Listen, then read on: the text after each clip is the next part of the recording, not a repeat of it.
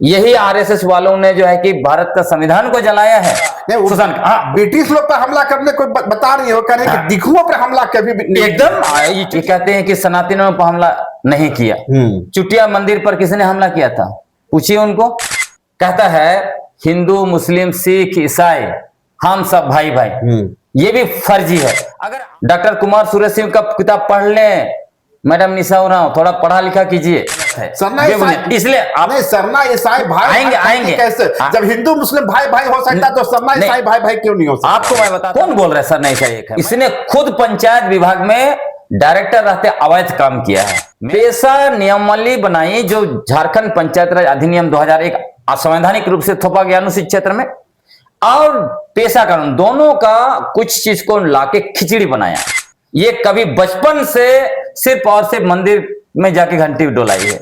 ये अलग झारखंड राज्य का मांग, ईसाई मिशनरियों का मांग है, ये अलगाववादी आंदोलन है, देश को तोड़ने वाला आंदोलन है। कभी भी इनका कोई एक बचपन का तस्वीर दिखाए जहां पे सरना पूजा कर रहे होगी।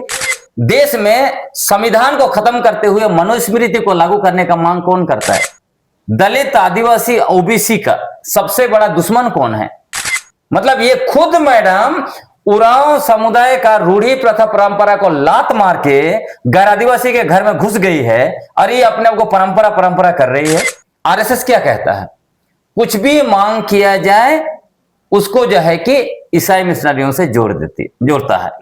अब निशा मैडम को बुलाइए स्टूडियो में, उसके बाद उस ड्राफ्ट को लेकर हम बात करते हैं उनके सामने, और जितना भी उछल कूद करती है एक एक टॉपिक पर हम लोग बात करते हैं। नमस्कार जोहार, मैं हूं देवेंद्र कुमार। आप याद कीजिए, आज से कुछ दिन पहले एक जेवरी मॉडल की चर्चा सुबह झारखंड में जोरों पर थी, और उस जेवरी मॉडल को झारखंड में विकास, आदिवासी समाज की पीढ़ियों का संरक्षण संवर्धन का एक मॉडल बताया जा रहा था। यह दावा किया जा रहा था कि यही वो मॉडल है जिससे आदिवासी समाज की रूढ़ियां बचेगी, परंपरा बचेगी, और उसका हजारों वर्षों का जो सब शासन की परंपरा है उसका संरक्षण होगा।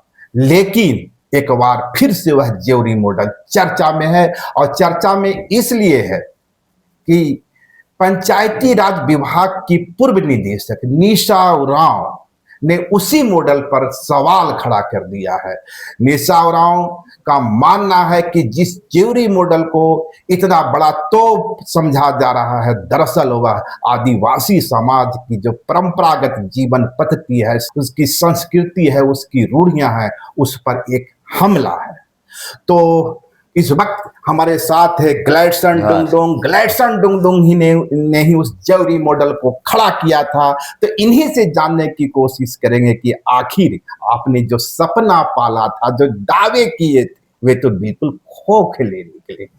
तो ग्लैडसन भाई बहुत जोहार। जैसा कि मैंने कहा, आपका जेवरी मॉडल माने आदिवासी समाज का जेवरी मॉडल, जो समाज सदियों से वंचित रहा है, शोषित रहा है, बिरसा से लेके सिद्धू कानू, जयपाल सिंह मुंडा, रामदयाल मुंडा उसके नायक रहे हैं, और इन तमाम लोगों ने, उनके बीच में थोड़े डिफरेंसेस हो सकते हैं, लेकिन एक कॉमन पॉइंट जरूर रहा कि आदिवासी समाज की जो अपनी पहचान है, अपनी संस्कृति है, और प्रतिरोध की संस्कृति है, उससे समझौता नहीं होगा। आप भी यही बात करते रहे थे, पर निशा उरांव तो कह रही है कि यह तो बिल्कुल ईसाई मॉडल है। मैं आपको बताता हूं, मैं उनका इंटरव्यू वगैरह देखा, हो हल्ला सब कुछ देखा। मैं ये सोच रहा हूं कि निशा मैडम का निश्चित तौर पर आईक्यू बहुत ही खराब है, बहुत लो लेवल का है। इसलिए मैं बोल रहा हूं कि वो जो चीज, हर चीज को कहती है, जैसे कि जिवरी गांव के हाथू मुंडा को बोल रही है गैर पारंपरिक है। मतलब ये मैडम पंचायत विभाग की निदेशक रही, 3 साल लगभग ऑफिस में रहे, एक मॉडल कहीं नहीं खड़ा किया, करोड़ों रुपया जो है कि पानी की तरफ फूंक दिया। उसके बाद में आपको देखिए एक जेवरी मॉडल खड़ा हुआ, उससे वो बहुत ज्यादा परेशान हो गई है। और मैं ये भी देख रहा था, खाटी सरना ये सब शब्द का उपयोग कर रहे हैं। ये कैसे आईआरएस अधिकारी बनी, इसलिए मुझे लग रहा है कि वो आईएएस नहीं बन पाई, क्योंकि आईक्यू लेवल बहुत डाउन है। अब सिंपल से सोचिए, सरना जिसका चिल्लाती है, सरना शब्द को राष्ट्रव्यापी किसने बनाया? किसने सबसे पहले अलग सरना धार्मिक पहचान की मांग की? मारंग गांव के जयपाल सिंह मुंडा, जो खुद जो है कि ईसाई धर्म मानने तो वाले उन्हीं पर तो सवाल है कहा नहीं, तो इसीलिए मैं कह रहा हूं तो इनको तो सरना शब्द ही बोलना बंद कर देना चाहिए। नहीं, जब सवाल ये इतना नफरत इसको है, आप सुन लीजिए, उसके बाद मैं बता रहा हूं हर चीज को। ये ठीक आरएसएस का सारा कुछ ही अपना ली है, आरएसएस स्टाइल उसके अंदर में घुस गया है। आरएसएस क्या कहता है? कुछ भी मांग किया जाए उसको जो है कि ईसाई मिशनरियों से जोड़ता है। और ये एक साइकोलॉजी है। साइकोलॉजी क्या है? अगर आपको किसी व्यक्ति का कुछ छीनना है बहुत आसानी से, बिना लड़ाई झगड़ा मार काट किए, तो उस व्यक्ति को उस चीज से नफरत करवा दीजिए, वो व्यक्ति उसको ही अपने आप फेंक देगा। और आरएसएस इसको बखूबी से विगत लगभग 7-8 दशक से इसका उपयोग कर रहा है। सबसे पहले क्या किया? जब मारंग गांव के जयपाल सिंह मुंडा और आदिवासी महासभा उफान पर चला गया, अलग झारखंड राज्य बन जाएगा ऐसा लगा, उस समय आरएसएस का नैरेटिव क्या था? ये अलग झारखंड राज्य का मांग ईसाई मिशनरियों का मांग है, ये अलगाववादी आंदोलन है, देश को तोड़ने वाला आंदोलन है। ये नैरेटिव चला। उसके बाद में क्या नैरेटिव बनाया इन लोगों ने? नैरेटिव बनाया कि दलित आदिवासी ओबीसी का सबसे बड़ा दुश्मन कौन है? दुश्मन दिखाया ये ईसाई और जो है कि मुसलमान है, जबकि असली दुश्मन कौन है? यही आरएसएस और जो पूरा रूलिंग क्लास, स्वर्ण, एक्चुअली सवर्ण जाति के लोग, वही मूल दुश्मन है। अभी फिलहाल का ही देख लीजिए, यूजीसी रेगुलेशन 2026 का विरोध किसने किया? क्या कोई मुसलमान किया, कोई ईसाई किया? सवर्ण लोग किए। उस पर और भी देख लीजिए, आरक्षण, आदिवासी दलित और ओबीसी को आरक्षण का लाभ मिलता है, अलग आरक्षण को देश से खत्म करने का मांग किया, कोई मुसलमान ने किया, कोई ईसाई ने किया? नहीं, सवर्णों ने किया। उसके बाद तीसरा देखिए, देश में संविधान को खत्म करते हुए मनुस्मृति को लागू करने का मांग कौन करता है? यही सवर्ण लोग करता है। मतलब असली दुश्मन खुद ही है, लेकिन दिखाता है कि देखो तुम्हारा मूल दुश्मन ईसाई और मुसलमान है। आप मूल बात पर आते हैं। मैं आपको बताता हूं, इस मैडम का भी अभी इंटरव्यू आया है। ये क्या बता रही है? जब खूंटी में इनका जो पुतला दहन हुआ, तो ये कह रहे कि ये ईसाइयों ने पुतला दहन किया, जबकि कौन कौन किया? आप जाइए, चंद्र प्रभात जी बहुत सुलझे हुए वहां के नेता हैं, खाटी सरना नेता है, आदिवासी कह रहे हैं कि ईसाई लोग। अब सुन लीजिए, आदिवासी समन्वय समिति के राज्य के जो है कि वो ये जिला के संयोजक है। उसके बाद भाई दामू मुंडा खाटी सरना है, इतना लंबा समय समाज के लिए काम कर रहे हो कि बेचारा अभी एज भी उनका 50 से ऊपर हो गया, फिर भी शादी नहीं किए, टाइम नहीं मिला उनको, इतना समाज के लिए काम कर रहे। ऐसे ऐसे लोगों के बारे में इतना अपमानजनक शब्द ये उपयोग कर रही है, बोल रही है ईसाई है, क्या वो लोग उनको छोड़ देंगे? इनको देखिएगा आने वाला समय खूंटी में ये लोग घुसने नहीं देंगे। वो लोग घुसना भी करके रखा है, मतलब मुंह में जो भी आ रहा है ये बकते चली जाएगी। उसी तरह ये कह रही है ज्यूरी गांव के हाथू मुंडा, बिनसाई मुंडा कह रहे कि बिनसाई मुंडा जो है गैर पारंपरिक है। मतलब ये खुद मैडम उरांव समुदाय का रूढ़ी प्रथा परंपरा को लात मार के गैर आदिवासी के घर में घुस गई है, और ये अपने आप को परंपरा कर रही है। आप सोचिए, इनका पूरा खानदान, आप जाके खोजिए ना, इनका पूरा परिवार, ये कभी बचपन से सिर्फ और सिर्फ मंदिर में जाके घंटी डोलाई है, उसमें कोई बुराई नहीं है, लेकिन चूंकि ये अंट सन बोल रहे हैं तो बोलना पड़ रहा है। कभी भी इनका कोई एक बचपन का तस्वीर दिखाए जहां पे सरना पूजा कर रहे होगी। पर इनका तर्क है, इनका दावा है कि जिस जेवरी मॉडल की आप बात कर रहे हैं, दरअसल आप जेवरी मॉडल ही खड़ा इसलिए किया है कि अफीम की खेती करने वालों को आप बचाते हैं। आप सुन लीजिए, मैं वही तो कहा कि इनका तो जांच होना चाहिए कि आईआरएस अधिकारी ऐसे कैसे बनी, कहीं फर्जी उर्जी तरीके से तो नहीं बन गई है। पंचायत विभाग की ऑफिसर रही है, गांव जाना चाहिए जांच का। मैं जितने भी बहुत बड़े बड़े आईएएस ऑफिसर को मैं जानता हूं, बहुत बड़े बड़े आईपीएस ऑफिसर को मैं जानता हूं, उनके साथ संबंध है। कुछ भी बातें रखते हैं तो एक एक चीज का रिसर्च करते हैं, विजिट करते हैं, गांव जाते हैं। केबी सक्सेना जैसे इतने बड़े बड़े विद्वान हुए आईएएस, हाँ, वो जाते हैं, देखते हैं, रिसर्च करते हैं, उसके बाद अपनी बातें रखते हैं और ये कुछ भी बकते जा रही हैं। क्या मतलब है? आप सोचिए, बिरसा मुंडा, मैं तो आश्चर्यचकित हूं कि जिवरी गांव के हाथू मुंडा, बिरसा मुंडा, जो खुद शहीद परिवार से आते हैं, उनके परिवार के लोगों ने, पुरखों ने उस गांव को, जिवरी गांव को बसाया है। बजबते उनका हाथ, ये जो विलेज नोट, अंग्रेजों के समय में सारे गांव का पहला दस्तावेज होता था विलेज नोट। विलेज नोट में बजबते लिखा हुआ है कि बिरसा मुंडा जो मुंडू किले से आते हैं, उन्होंने उस गांव को बसाया है और उसी का पीढ़ी, जो मतलब स्पष्ट है कि जो गांव बसाए उनके पीढ़ी हाथू मुंडा बनेंगे। अब इसको किस आधार पर ये बोल रहे हैं गैर पारंपरिक है? हद है भाई, कहां से पढ़ के आते, कौन इसको अपडेट कर रहा है? और मैं आपको बता रहा हूं, जिवरी गांव आज तक नहीं गई। और इसमें क्या है, ये भी बोल रहे थे ये थोपा हुआ मॉडल है। मैं उसी बात की कर रहा हूं। मैं आपको बताता हूं, ये किसने बनाया? ये कोई नया से बना हुआ मॉडल नहीं है। मैं आपको बताता हूं, ये ऐतिहासिक गांव है। धरती आबा भगवान बिरसा मुंडा का जो आंदोलन था, बिरसा उल गुलान, इसी जिवरी गांव से 3 महिला लोग शहीद हुई हैं। 9 जनवरी 1900 में जो जब डुम्बारी बुरु में गोली चला था ना, उसमें 3 महिलाएं उस गांव से शहीद हुई हैं। उसी परिवार से ये हाथू मुंडा, बिरसा मुंडा आते हैं और इस गांव में उसी जमाने से ग्राम सभा चल रहा है। और इसमें हमने क्या किया है? इसमें हमने मॉडिफाई किया है। क्या मॉडिफाई किया है? थोड़ा सा देखिए, पेशा कानून, पेशा पेशा बोलती है, पेशा कानून भी देखिएगा तो उसमें चुनाव थोपा गया। चुनाव के थ्रू क्या बता जा रहा है? 33% महिलाएं होंगी। अब इस जिवरी मॉडल में हमने क्या किया? उपाध्यक्ष के रूप में महिला को डाला, गांव और कोषाध्यक्ष के रूप में महिला को डाला, सदस्य के रूप में महिला को डाला। बाकी पारंपरिक जो भी है, चाहे आप हाथू मुंडा हो, आपका पाहन हो, सब कोई उसमें है। और उसमें भी आपको बताता हूं, ये कोई ग्लैडसन डुन्नो का मॉडल नहीं है। ये कहां से हुआ? वहां के पढ़ा राजाओं के साथ चर्चा करके हुई है। सबसे पहले इसको लेके चर्चा हुई आपको ये कर्रा में, बहुत बड़ी सभा हुई थी। तो उस सभा में इसलिए चर्चा हुई क्योंकि ये कार्यकारिणी समिति, झारखंड सरकार क्या कर रही है, पेशा नियमावली बनाई, जो झारखंड पंचायत राज अधिनियम 2001 असंवैधानिक रूप से थोपा गया अनुसूचित क्षेत्र में, और पेशा कानून, दोनों का कुछ चीज को लाके खिचड़ी बनाया।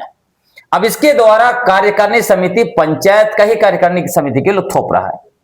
तो पेशा कानून का मूल मकसद क्या है? पेशा कानून का मूल मकसद है जो पारंपरिक ग्राम सभा है उसको संवैधानिक दर्जा देते हुए उसको शासन की शक्ति और अधिकार देना है। तो ये शासन की शक्ति और अधिकार लोग पंचायत को दे रहे हैं। अरे ये तो दावा तो निसार तो इसीलिए मैं आपको बता रहा हूं, इसी के खिलाफ हम लोगों ने, हमारा जो पुरखे जमाने से आ रहा था जो कार्यकारिणी समिति नहीं बोलते थे, लेकिन उसमें भी देखिएगा 4-5 लोग, जैसे मुंडा इलाका में अलग, ये जो बोलती है उरांव इलाके का बात करती है, हालांकि खुद भी कोई ग्राम सभा में कभी गई नहीं होगी बचपन से। हम तो बचपन से कम से कम 16 साल जो है कि हमने ग्राम सभा देखा है गांव में, अपने गांव में। उसके बाद मैं आप देखता हूं, हालांकि आप 18 के बाद ही शामिल हो सकते हैं, शामिल नहीं हुआ लेकिन देखे हैं हमने।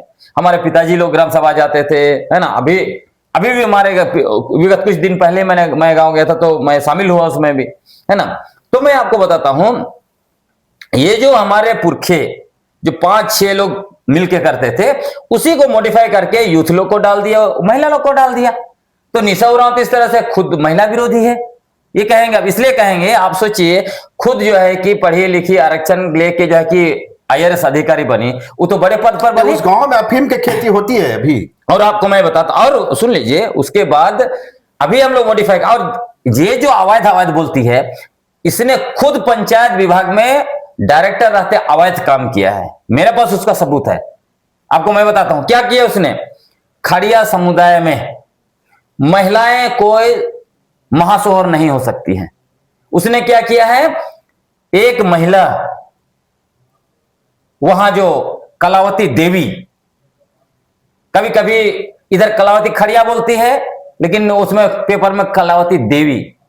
आप सोचिए, हमारा तो टोटेम है खड़िया आदिवासियों का 7-9 टोटेम, 9 में से कोई एक टोटेम होना चाहिए। ये लोग तो टोटेम भी छोड़ के देवी और कुमारी लिखते हैं और ये बोलती है धर्मांतरण नहीं। और आप, लेकिन आइए वापस, और उसको इसने क्या दिखाया है, मास्टर ट्रेनर बनाई है, और उसका पद क्या दिखाई है, महासोहर खड़िया समाज।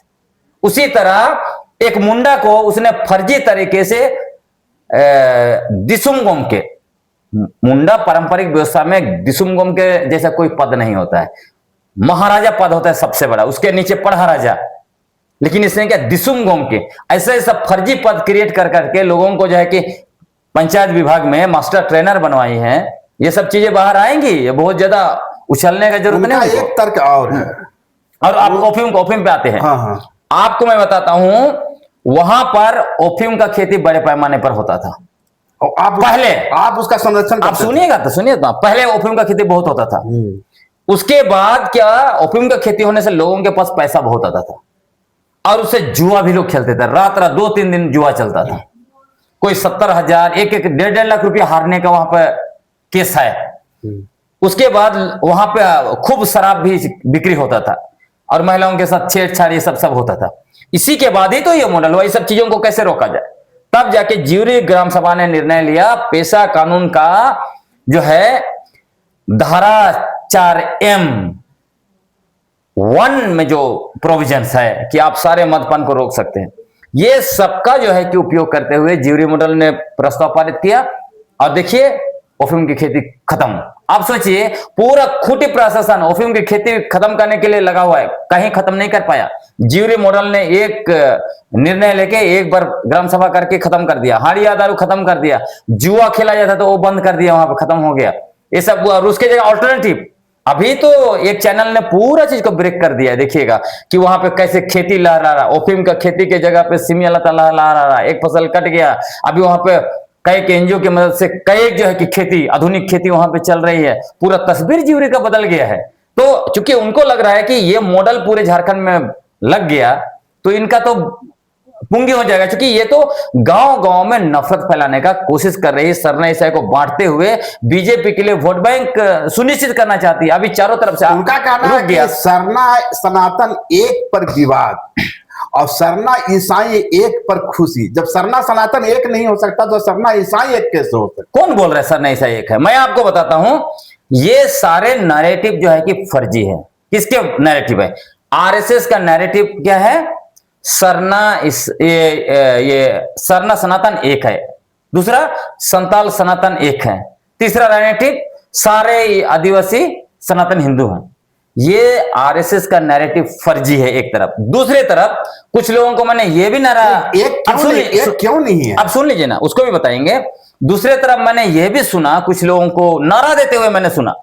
मैं सब फर्जी नारा और फर्जी नैरेटिव नहीं फैलाता।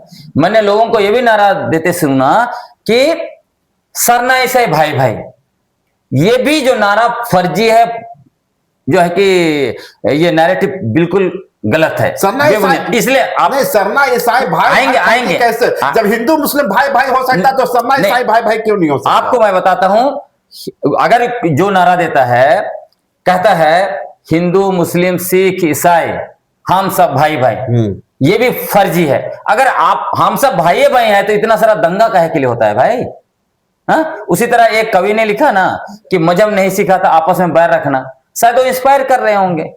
आपको मैं बताता हूं, हकीकत यह है दुनिया का कोई भी धर्म भाई भाई नहीं हो सकता है। लोग भाई भाई होते हैं।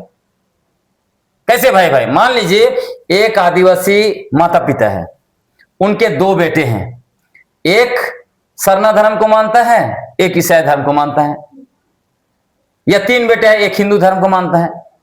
तो ये तीनों बेटे आपस में भाई भाई जरूर होंगे क्योंकि एक मां बाप के हैं। लेकिन धर्म के रूप में ये नहीं बोल सकते हैं कि सरना ईसाई और हिंदू जो है कि भाई भाई, ये फर्जी नैरेटिव। अगर ये भाई भाई होता तो कहीं कोई विवाद, कहीं कोई लड़ाई, कुछ नहीं होता उनका एक। और आप एक बात आप बताता हूं, कोई भी धर्म भाई भाई नहीं हो सकता है। इसलिए नहीं हो सकता है, सबकी आइडियोलॉजी अलग है, सबका अपना जो है कि फिलोसफी होता है। जब आपका फिलोसफी ही अलग है तो भाई भाई कैसे हो सकता है? हाँ, लोग जरूर भाई भाई होंगे। अगर कोई हिंदुओं में मान लीजिए कोई यादव है, एक भाई हिंदू धर्म मानता है, एक भाई ईसाई धर्म मानता है, तो यादव दोनों भाई तो भाई भाई होंगे। लेकिन उसका मतलब हिंदू और ईसाई भाई भाई ये नारा देंगे? वो उनका कहना है कि सनातनी जो है इस सदियों से, हजारों वर्षों से सरना धर्मियों का सम्मान करते रहे हैं। उसी गांव में सनातनी रहता है, जब बाहर से आता है तो बोंगा बाबा की पूजा करता है। तो सनातनियों से कभी भी सरना समाज को खतरा नहीं हुआ, यहाँ तक कि भगवान बिरसा ने भी कभी भी जो यहाँ के सनातनी लोग हैं उन पर, उनके खिलाफ भी आवाज नहीं उठाई। उनकी लड़ाई अंग्रेजों से थी। अच्छा, सुन लीजिए, उसको भी सुन लीजिए। मैं बोला ना, ये या तो इनका आईक्यू बहुत कम है, रिसर्च करती नहीं, पढ़ती नहीं है, गलती से आईआरएस ऑफिसर बन गई, या गलती से यूपीएससी का वो भी बहुत कम रैंक में पास हो गई, वो अलग बात है, शायद ऐसा हुआ होगा। लेकिन इतना फेक बात कैसे कोई करेगा? आप यूपीएससी पास किए तो आपका आईक्यू लेवल हाई होना चाहिए ना। ये सब फर्जी बात, रिसर्च कीजिए, बात कीजिए। आपको मैं बताता हूं एक ही चीज को लेके, धरती आबा बिरसा मुंडा पर आइए। धरती आबा भगवान बिरसा मुंडा ने क्या किया? ये कहते हैं कि सनातनियों पर हमला नहीं किया। चुटिया मंदिर पर किसने हमला किया था? पूछिए उनको। डॉक्टर कुमार सूरज सिंह का किताब पढ़ लें। मैडम निशा उरांव, थोड़ा पढ़ा लिखा कीजिए। बिना पढ़े लिखे ऐसे आरएसएस का भोंपू बनेंगे तो ऐसे ही बात करेंगे, खुद का ही बेड़ा गर्क करेंगे। लोग सवाल उठाएगा कि आईआरएस आखिर कैसे बनी। उसके बाद दूसरा मैं बताता हूं, ये धरती आबा भगवान बिरसा मुंडा को आइकन मानती है, लेकिन ये लोग क्या करते हैं, पूरा आरएसएस का ही इतिहास है, वो उनको जितना सूट करता है उतना लेते हैं, बाकी छोड़ देते हैं। और मैं तो सारी चीज संपूर्णता में मैं बात करता हूं। आपको मैं बता रहा हूं, धरती आबा बिरसा मुंडा ईसाई धर्म छोड़ा, इतना तक ये लोग बात करता है, ईसाइयों पर हमला किया। लेकिन आपको मैं बताता हूं, जब ये घटना है आपका 1899 की, है ना, 1899 दिसंबर की घटना है, जब ईसाई लोग जो है कि जो भी मुंडा लोग ईसाई धर्म मानते थे, वो लोग ये कर रहे थे, क्रिसमस मनाने की तैयारी कर रहे थे। तब इन्होंने अपने बिरसाइतों के साथ प्लानिंग किया कि उन पर हमला किया जाए। हमला जहां जहां पे हुआ भी, लेकिन उसी के जस्ट तीसरा दिन उनको किसी ने बताया, या रियलाइजेशन हुआ, तीसरा दिन 24 दिसंबर को हमला करवाते हैं अपना अनुयायियों के द्वारा, और उसके तीसरा दिन वो कहते हैं कि हमारे मुंडा भाई लोग, चाहे वो ईसाई धर्म को मानता है, हिंदू धर्म को मानता है, या बोंगा पूजा करता है, या बिरसाइत है, किसी पर हमला नहीं करना है। वो सभी लोग जो है कि हम लोग मुंडा हैं, हम लोग को ब्रिटिश पर हमला करना है, हम लोग को दिक्कू लोग पर हमला करना है, जो हमारा ब्रिटिश लोग पर हमला करने कोई बता रही हो, करें कि दिक्कुओं पर हमला कभी भी एकदम ये चुटिया का तो मैंने आपको एग्जांपल दिया ना। बिरसा भगवान ने हमेशा सनातनियों का सम्मान किया, सनातन धर्म के बाहर। अच्छा, तो सनातन धर्म क्यों छोड़ा? और उसके अलावा ये फर्जी नैरेटिव फैलाते हैं ना, आधा अधूरा सूचना फैलाते हैं। मैं आपको बता रहा हूं, उन्होंने ना सिर्फ जो है कि ये छोड़ा सनातन धर्म छोड़ा, ईसाई धर्म तो छोड़ा ही छोड़ा, उन्होंने बोंगा प्रथा भी छोड़ा, मुंडाओं का धर्म। अच्छा। सरना धर्म भी छोड़ा, और बलि प्रथा का सबसे ज्यादा विरोध किया। इसलिए तो बिरसा धर्म बना अलग से। उन्होंने बलि, जबकि सरना धर्म में बलि तो उसका बहुत इंपॉर्टेंट चीज है, बलि प्रथा का, बोंगा प्रथा का सबका विरोध किया हो। तो बताइए ना, इस पर क्या बोलती है निशा उरांव जी? आधा तो उसी तरह ये बाबा कार्तिक उरांव को डिलिस्टिंग का आइकन मानते हैं। निशा उरांव से लेके आपका जनजातीय सुरक्षा मंच, बीजेपी, आरएसएस सब। लेकिन बाबा कार्तिक उरांव ने और क्या बात की, जो मूल बात की उस पर ये लोग बात नहीं करेंगे। क्या कहा? आदिवासियों के घरों में हिंदू देवी देवताओं के लिए कोई जगह नहीं है। आदिवासी प्राकृतिक पूजक है, हिंदू ईश्वर का पूजा करते हैं, प्रतिमा का पूजा करते हैं। और उसके अलावा सबसे बड़ी बात, ये जो सरना सनातन का नैरेटिव देती है मैडम निशा उरांव, पहले अपने पिताजी को क्यों नहीं समझाती हैं? माननीय विधायक पूर्व मंत्री डॉक्टर रामेश्वर उरांव जब मंत्री थे 2023 में, उनका बयान है, ऑफिशियल बयान है। क्या कहा उन्होंने कहा कि आदिवासियों का सिर्फ एक ही धर्म है, वो है सरना धर्म, आदिवासी हिंदू नहीं है। ये माननीय डॉक्टर रामेश्वर उरांव का बयान है। तो पहले तो उनको समझाए है। और वो ये जो बोलती है सरना सनातन एक है, मैं उस पर बहुत विश्लेषण में नहीं जा रहा, बस एक ही चीज, आदिवासी जो है, आदिवासी का मूल क्या है? कबीलाई व्यवस्था। सरना सनातन का मूल व्यवस्था है वर्ण और जाति व्यवस्था। एक कैसे होंगे? वो कहते हैं कि ठीक है, दोनों के अलग अलग प्रथाएं हैं, अलग अलग रूढ़ियां हैं, कुछ अलग अलग रिवाज है, पर दोनों ही प्रकृति पूजक है। ईसाई धर्म में तो प्रकृति पूजा होती नहीं है। नहीं, आप इसमें देखिए, हिंदू, सनातन हिंदू लोग प्रकृति का पूजा नहीं करते हैं। किसका पूजा करते हैं? चुन चुन के, ये पेड़ वो पेड़, सूर्य भगवान, ऐसा संपूर्णता में प्रकृति का नहीं।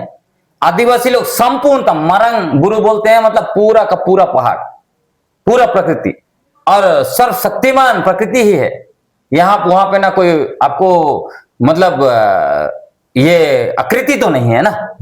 यहाँ पे मंदिर है। मानना है कि आकृति से ही विकृति शुरू होती है। हाँ, पूरा डिफरेंस है भाई। कहीं पे भी कुछ उत्पत्ति कथा देखिए ना, सनातन हिंदू धर्म में उत्पत्ति कथा है। ब्रह्मा ने ब्रह्मांड की, देवताओं की और मनुष्य की रचना की, अपना मुंह से, अपना बाजू से, अपना थाई से और अपना पैर से। दूसरे धर्मों में भी। और उसके बाद बताओ, उसके बाद आदिवासियों की उत्पत्ति कथा क्या, मुंडाओं की उत्पत्ति कथा देख लीजिए कि सिंहबोंगा ने कैसे बनाया धरती, केचुआ, काकड़ा, केकड़ा और कछुआ के द्वारा धरती के बनाया, और हंस का अंडा से मुंडा लोग हुए।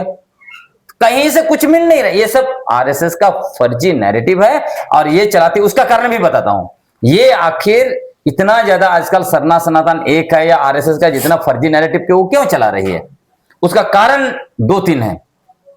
एक तो ये कारण है कि ये शायद हो सकता है 29 में अपना चुनाव लड़ेगी तो उसका बैकग्राउंड बना रही है बीजेपी, आरएसएस से ही उसका, आरएसएस को खुश करेगी। चुनाव लड़ेंगी वे, हो सकता है आरएसएस को खुश करेगी तो उनको टिकट मिलेगा। लेकिन इससे भी बड़ी बात, आरएसएस को खुश करने के लिए इस तरह के बात कर, बिल्कुल। और क्या, आप देखिए, आप विगत 2 साल का उठा लीजिए स्टेटमेंट, कभी उसने सरना सनातन एक है कहा? नहीं कहा। कब से कह रहे हैं? जब से आरएसएस प्रमुख मोहन भागवत से उनकी मुलाकात हुई, उसके बाद देखिए आरएसएस के कार्यक्रम में जा जाके भाषण दे रहे हैं, बहुत स्पष्ट दिख रहा है। दूसरी बात, इसका दूसरा कारण यह हो सकता है कि आपको याद होगा 2023 में जब इनके पिताजी मंत्री थे, उनके घर में लगभग 30 लाख रुपया कैश मिला था और उसमें कहीं ना कहीं शराब घोटाले का लिंक ईडी बता रही थी। तो ईडी से बचने के लिए सरना सनातन ऐसे दिखता है क्योंकि 30 लाख कैश मिलेगा, उसके बाद आगे तो कोई डेवलपमेंट नहीं है उस केस में, तो ये क्या दिखाता है? तो ये सब चीजें हो सकती है। इसका मतलब हो कि झारखंड प्रदेश में एक झारखंड कांग्रेस की भी चर्चा होती थी, तो क्या उसका भी संबंध उसी ईडी से हो सकता है? तो उन दिनों आप देखिए कि पूरा का पूरा झारखंड सरकार को हाईजैक करने की भी कोशिश चल रही थी। कांग्रेस के कुछ विधायक जो है कि झारखंड कांग्रेस की बात किया, आप देखिए कांग्रेस के कुछ विधायक कोलकाता असम बोलते हैं, हाँ, लेकिन उसके थ्रू असम भी गए थे, घटना हुई कोलकाता में, तो ये सब चीजें चल रही थी, सब कुछ चल रहा था, खिचड़ी पक रहा था, ये सब चीजें हुई।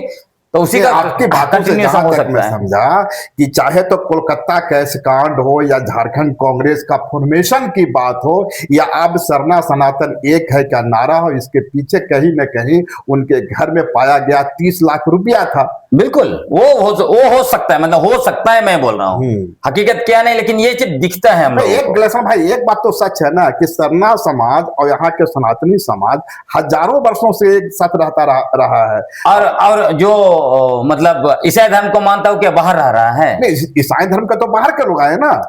नहीं, लेकिन जो भी बना, जो लोग भी बने, हमारे 4 पुरखे, हमारे 4 पीढ़ी पुराना, तो आप सोचिए, तो वो क्या अलग गांव बसा लिए? उसकी संस्कृति तो विजातीय हुई ना। और आपको बताता हूं, पहले ये सब फर्जी नैरेटिव आपको बताया ना, मतलब ये जितने भी आरएसएस, बीजेपी और ये इनके धांगर लोग हैं, उनको खाली धर्म दिखता है विदेशी, और इनके घरों में जितने विदेशी सामान रखे गए हैं, जितना खाना पीना लोग खाते हैं, ये अंग्रेजी मीडियम स्कूल में पढ़ाई करते हैं, विदेशों में पढ़ते हैं, उसके बाद विदेशी गाड़ियों में घूमते हैं, जितना गाड़ी वाड़ी, ये कपड़ा जो विदेशी ब्रांड का पहनते हैं, जूता वगैरह से पहनते हैं, सब क्या है?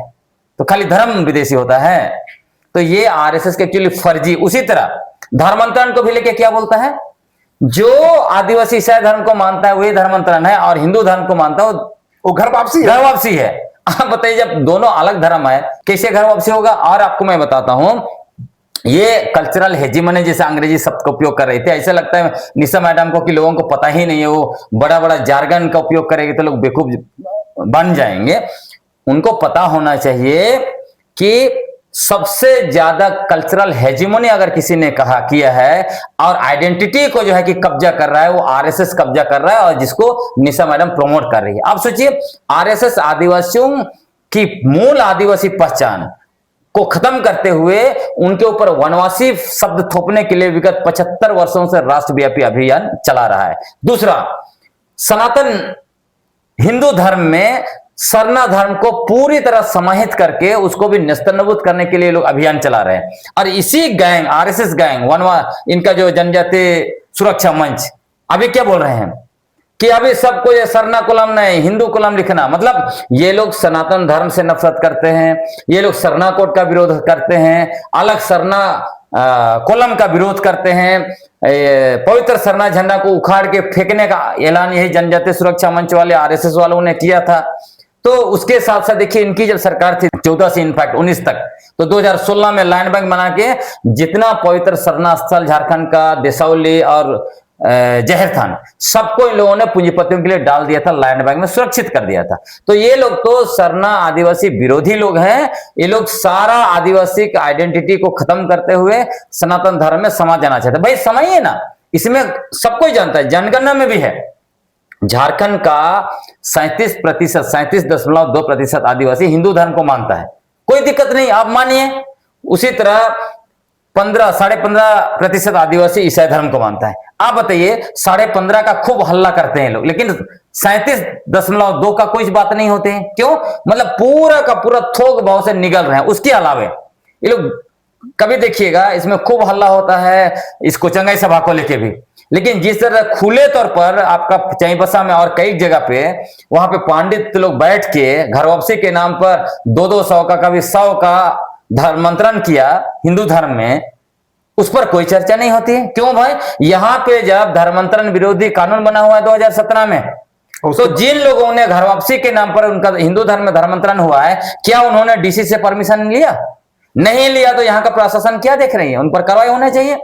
और ये भी इनको बताना चाहिए, धर्मांतरण का नैरेटिव देते हैं।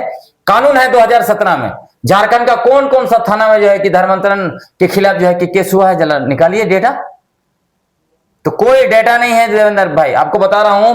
1951 का मैंने डेटा निकाला, झारखंड में पढ़ने वाले जितने भी जिले हैं, 1951 में ईसाई धर्म मानने वालों की जनसंख्या 4.3 था, 2011 में भी 4.3, और धर्मांतरण का लोग जो है कि गुब्बारा बहुत बड़ा फुला के रखा हो बिना मतलब का।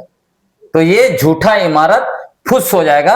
और जिस तरह से सभी चीज को गलत तरीके से प्रचार करने की कोशिश कर रही है मैडम निशा उरांव, ये ऐसे ही खत्म हो जाएगी। नहीं तो आपका जो ज्योरी मॉडल है, आप उसको और भी विकसित करने के लिए और भी समृद्ध करने के लिए कदम आगे बढ़ाइएगा कि अब गलतफहमी डर गया। आपको लगता है ये जो है कि झूठे लोग, फर्जी लोग, जिनके पुरखे अंग्रेजों का गुलामी किया आरएसएस वालों का, ये वही आरएसएस कौन सा संगठन है? ये आरएसएस वही है जो भारत आजादी आंदोलन का, मतलब जब महात्मा गांधी ने 1942 में भारत छोड़ो आंदोलन को छेड़ा, ऐलान किया, तब यही आरएसएस के पुरखों ने विरोध किया ना उसका।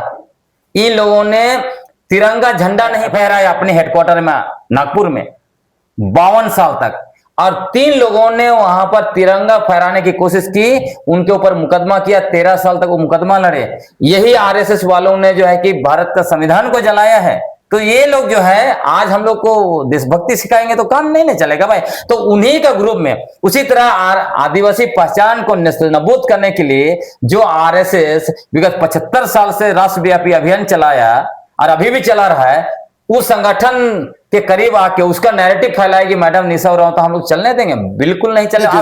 वो भी मैं बोलता हूं, उनका डेमोक्रेटिक राइट है ना, आप उन्हें खुट्टी में हिलने से वर्जित क्यों कर सकते? नहीं तो जब खुट्टी जाती है उनका विरोध आपको बताते हैं, नफरत फैलाने वालों को घुसने नहीं दिया जाएगा, इसलिए घुसने नहीं दिया जाएगा। और इस मामले में आपका देखिए बिलासपुर हाईकोर्ट का फैसला आ गया, सुप्रीम कोर्ट का फैसला आ गया। ग्राम सभा के पास पावर है कि जो भी गलत न करेगा ग्राम सभा में जो ताना बाना है, वहां का रूढ़ी प्रथा परंपरा सामुदायिक संसाधनों के खिलाफ काम करेगा, ग्राम सभा में नफरत फैलाएगा, ऐसे लोगों को ग्राम सभा रोक सकता है। जिस ग्राम सभा के सशक्तिकरण के लिए निशा उरांव संघर्ष कर रही थी, अब वही ग्राम सभा निशा उरांव को अपने गांव में प्रतिबंध लगाएगा। आपको बताता हूं, कुछ संघर्ष नहीं कर रही थी। इसने क्या किया है, परंपरा रूढ़ी प्रथा का बात जरूर करती है, बकवास करती है, मुंह में रूढ़ी प्रथा, लेकिन असल में इन्होंने जो ड्राफ्ट बनाया था उस ड्राफ्ट को आप खोजिए। उस ड्राफ्ट में क्या है, हमारे पुरखों की हजारों साल पुरानी पारंपरिक स्वशासन व्यवस्था के ऊपर इन्होंने पंचायत राज व्यवस्था थोपवाया निशा मैडम ने। उसके अलावा पारंपरिक ग्राम सभा को सरकारी ग्राम सभा में तब्दील कर रही है। इन्हीं का बनाया हुआ ड्राफ्ट के आधार पर कानून बना है। और हाथू मुंडा, और ना सिर्फ हाथू मुंडा, आपको बताता हूं, हाथू मुंडा, परगनैत, पढ़ाराजा, हाँ, मांडकी, इन सभी लोगों का अधिकार छीन के निशा उरांव सिहमार मैडम का ड्राफ्ट के आधार पर नियमावली बना है। और उस किसको दे रहा है, वो दे रहा है मुखिया को, बीडीओ को, जिला परिषद को और डीसी को, जो है कि अधिकार छीना है, हमारे पारंपरिक अगुवाओं का अधिकार छीन के। मैं आपको चैलेंज करता हूं यहीं पर, अब निशा मैडम को बुलाइए स्टूडियो में, उसके बाद उस ड्राफ्ट को लेकर हम बात करते हैं उनके सामने, और जितना भी उछल कूद करती है एक एक टॉपिक पर हम लोग बात करते हैं, और साबित कर स्टूडियो में कि कैसे ज्यूरी मॉडल जो है कि वो गैर पारंपरिक है, कैसे वहां का हाथू मुंडा गैर पारंपरिक है। ये हवाबाजी वन वे चैनल में इंटरव्यू देने से होगा? मैंने कई बार कहा, इवन फॉलो अप वालों को, जहां जहां से बात हो रहा था, बहुत पिछला 2 साल से मैं कह रहा हूं, उनको बुलाइए, सामना सामनी बात होगा। मुझे फेस करने का हिम्मत नहीं हो रहा है मैडम निशा उरांव सिहमार का, क्योंकि उसको पता है कि वो अपना उरांव समाज को लात मार के, सरना समाज को लात मार के, वो जो है कि गैर आदिवासी में घुसी है, सनातन घर में घुसी है, तो उसको लग रहा है कि पूरा पब्लिक में एक्सपोज हो जाएंगे, जवाब नहीं दे पाएंगे। और जिस तरह से हमारा पारंपरिक ग्राम सभा को ये जो खिचड़ी पेशा नियमावली के द्वारा उसका सरकारीकरण की है, सब कुछ सामने आ जाएगा, दूध का दूध और पानी का पानी हो जाएगा, वो सामना नहीं कर पाएगा, आपको बता रहे। तो ये थे हमारे साथ ग्लैडसन डोंगडोंग, जिनका दावा है कि निशा उरांव जो डिस्कोर्स खड़ा कर रही हैं, जो दावे कर रही हैं, बेहतर होगा कि वे आमने सामने के डिस्कशन में आए, वे अपने तर्कों के साथ आए। मैं अपने तर्कों के साथ आता हूं। जहां तक रही बात खुट्टी में उनके विद्रोह का, उनके खिलाफ पुतला दहन का, तो खुट्टी की जो धरती है मुंडाओं की धरती है, और मुंडाओं के खून में ही प्रतिकार, प्रतिरोध और प्रतिशोध है। तो निश्चित रूप से जब उनकी संस्कृति पर आघात होगा तो इस तरह की घटनाएं सामने आएंगी। शुक्रिया, नमस्कार, जोहार। लाइव लगातार के वीडियो को लाइक करें, सब्सक्राइब करें और बेल आइकन को दबाना न भूलें।